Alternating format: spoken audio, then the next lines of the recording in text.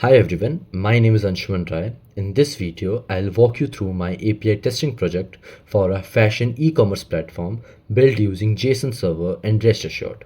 This mock platform mimics popular sites like Myntra and covers categories like men, women, kids, footwear, and accessories.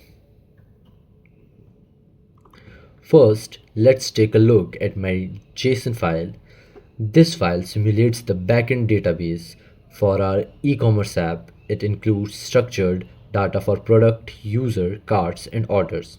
For example, here's product entry. It includes attribute like product name, brand, categories, price, size available, in stock, rating, and discount percentage.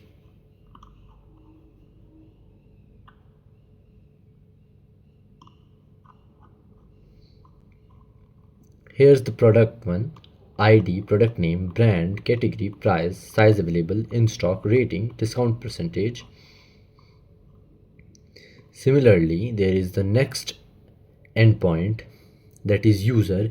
Each user has basic info along with preferred category which we will use later for recommendations. The next endpoint is cart, and the last but not the least endpoint is orders. Now let's move to the testing part. I use Rest Assured, a popular Java library for API testing. The base URL is https://localhost 3000, which points to our local JSON server. Here we will use CMD to run our server. First, we have to change our directory to the point where our JSON file has stored. This is my JSON library. Here, this is my file location. I'll copy and simply type cd and then paste it. By pressing enter, I have entered the library. I have entered the file location. Now I'll run a command, that is npx JSON Server db.json. db is my file's name. After pressing enter, here's the all endpoint, that is product, user, carts, and orders. Now my server has finally run. Now test get product status code. Here is the test get product status code. This test check if the product endpoint is working and return 200. Okay. Test product status code. Here I am simulating adding a new product to the server using a post request and expecting a 201 created response. Test product price is positive. This test ensures all products have a price greater than 0 to avoid any invalid pricing. Then the next is test in stock product. This test filters products that are marked as in stock equals to true and verifies their availability. Test user email and phone format. Here I validate if user email contains @gmail.com and phone number start with +91. Test cart final amount calculation. Here's the test cart final amount calculation.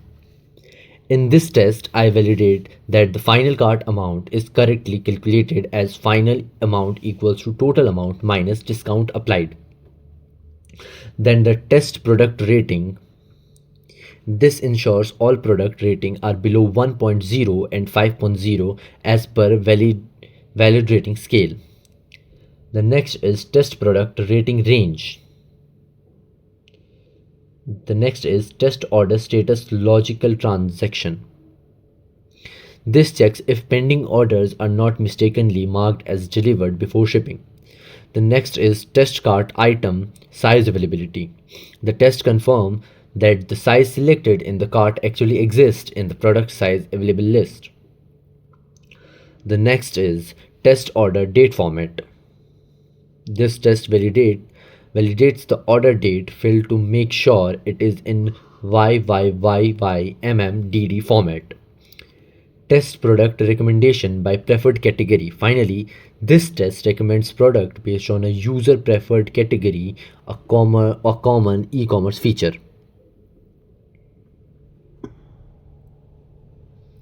Now, we will run this test and see if all the test cases gets finally passed or not.